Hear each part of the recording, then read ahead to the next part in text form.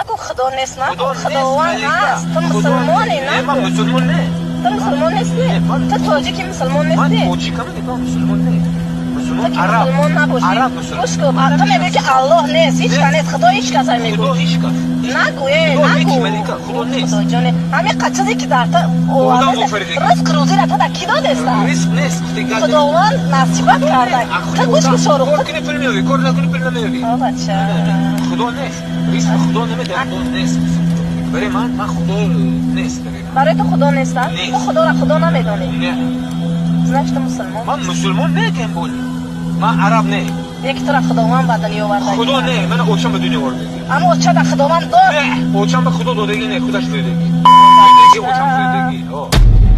اما امروز ملت ها فکر میکنن که بهشت خیال است، جهنم خیال است، حساب و کتاب خیال است، شفاعت رسول الله خیال است، اله بودن الله خیال است، عدالتش خیال است. نعوذ بالله، خیال نیست، حق است. اگر میخوای الله را بشناسی، این سبزی درختها پیام بزرگی الله را دارد. لله ما فی السماوات و ما فی الارض. اگر میخوای بزرگی الله را بشناسی، میوه ها درختای خشک پیام بزرگی الله را دارد. اگر میخوای بزرگی الله را بشناسی، بدون از نطفه منی، بدون از ماشین و دستگاه و تکنولوژی، انسان زیبا و خوش صورت درست شدن پیام بزرگی الله را دارد. اگر میخوای الله را بشناسی، آفتاب و مهتاب بدون از تیل و پترول، نور و روشنی پیام بزرگی الله را دارد. اگر میخوای الله را بشناسی، از شکم گو و گوسفند شیر سفید پیام بزرگی الله را دارد.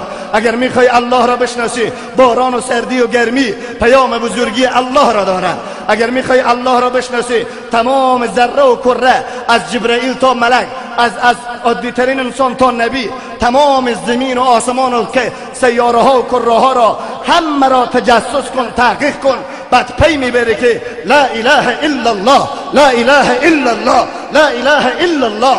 الله حق است، ذاتش حق است، صفاتش حق است، دینش حق است، نبیش حق است، آیینش حق است، بندگانش حق است، بهشتش حق است، جهنمش حق است، عدلش حق است، رحمتش حق است، قانونش حق است. لا اله الا الله.